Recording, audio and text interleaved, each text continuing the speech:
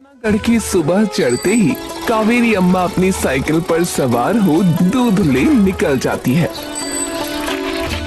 और सबसे पहले बिरजो के घर आकर रुकती है। ए बिरजो, एरी दूध लाई हूँ तुम्हारा, ले ले बिटिया। तभी सामने से बिरजो हाथ में एक पतीला लिए आती है। आ गई पहलवान अम्मा। ये सुनते ही कावेरी अम्मा हंसने लगती हैं। ला दे पतीला, तेरा दूध डाल दो। बिरजो उसे वो पतीला दे देती है, उसमें दूध डालने लगती है। अम्मा, वैसे एक बात पूछूं?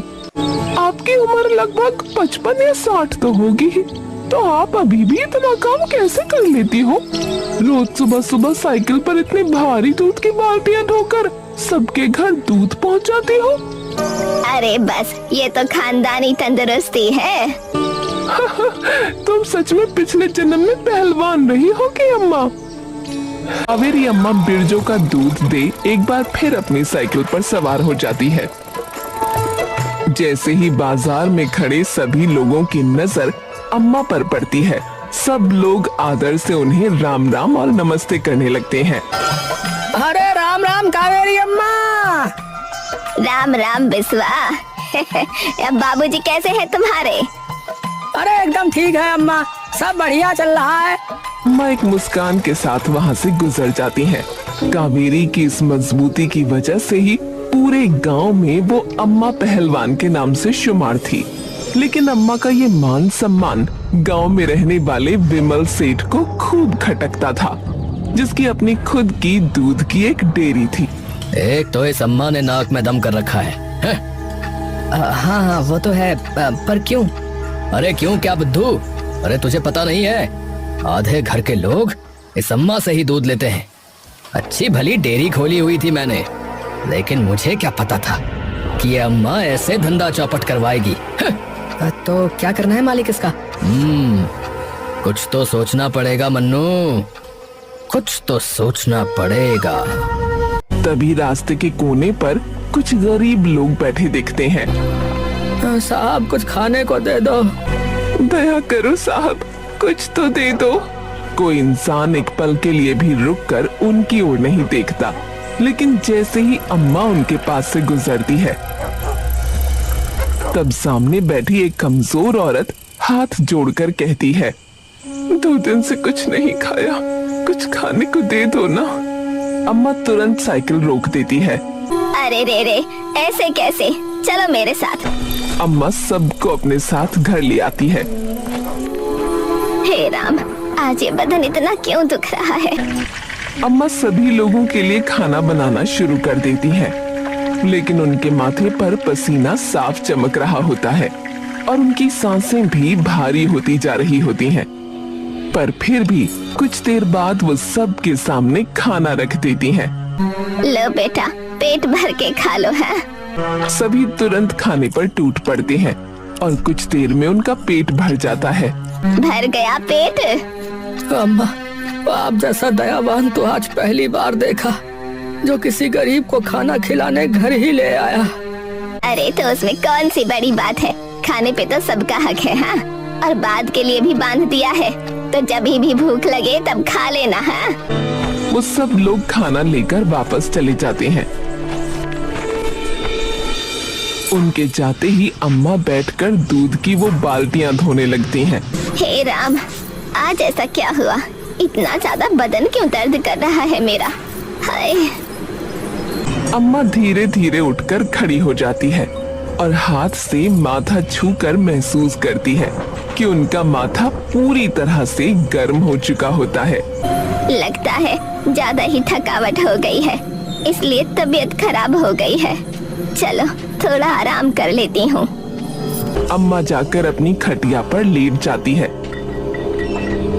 थोड़ी देर बाद उनका शरीर फिर से तपने लगता है। ऐसे तो ये बुखार ठीक ही नहीं होगा। अम्मा धीरे से उठकर एक पुराना कपड़ा पानी में भिगोकर अपने माथे पर रखकर फिर से लेट जाती है। सुबह हो चुकी होती है, लेकिन अम्मा की आंख देर से खुलती है।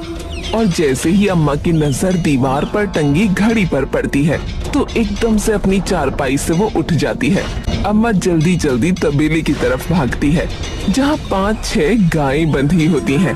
अम्मा तेजी से उनका दूध निकालने लगती है और फटाफट सारा दूध बाल्टी में भर के एक बार अपनी साइकिल पर बैठकर फिर से सबके घर दूध देने निकल जाती है। अम्मा जल्दी से साइकिल रोक कर आवाज लगाती है, ए बिरजो, एरिया दूध ले ले बिटिया। अम्मा आज इतनी देर, सुबह से घर में हंगामा मचा हुआ है। बाबूजी को बिना चाय पिए ही काम पर जाना पड़ा। अरे बिटिया, कल रात तबीयत थोड़ी खराब हो गई थी। तो किसी को भेज देती ना अम्मा, आप अकेले ही सब काम करोगी क्या? अरे किसे भेजती बिटिया, मैं तो अकेले ही रहती हूँ।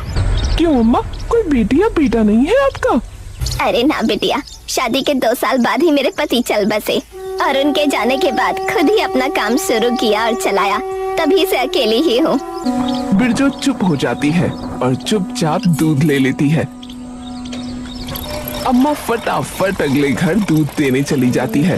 सेठ अपनी डेयरी पर बैठा होता है कि तभी मन्नू वहाँ आता है। सेठ जी आपने सुना? क्या सुना? अरे उस अम्मा पहलवान के बारे में। सभी घरों में देर से दूध पहुंचाया है। कई लोग तो बिना चाय पिए ही काम पे निकले हैं। क्यों, आज ऐसा क्या हो गया? अरे पता नहीं, कह रही थी कि उनकी तबीयत खराब हो गई थी तो देर से उठी थी। ये सुनते ही विमल गहरी सोच में पड़ जाता है। सेठ जी क्या सोच रहे हो? शायद हमारी दुकान चलाने का तरीका मुझे मिल गया है। अम्मा एक बार फिर तपते बदन के साथ शाम को थकी हारी घर आती है। हे भगवान, ये क्या हो रहा है? अम्मा एक बार फिर अपने सर पर पट्टी रखकर सो जाती है और अगले दिन फिर से उनकी और देर से आंख खुलती है, लेकिन उनका पूरा शरीर अब भी दर्द कर रहा होता है। अम्मा आज फिर से इतनी देर? अरे पता नहीं, 2 दिन से तबीयत खराब हुए जा रही है, कल तो और ज्यादा, इसीलिए आज और देर से उठी मैं। अम्मा अब डॉक्टर के पास जाकर दिखाओ ना, अगर कुछ बीमारी हुई तो। अरे कोई बात नहीं, वैसे ही मौसमी बुखार होगा।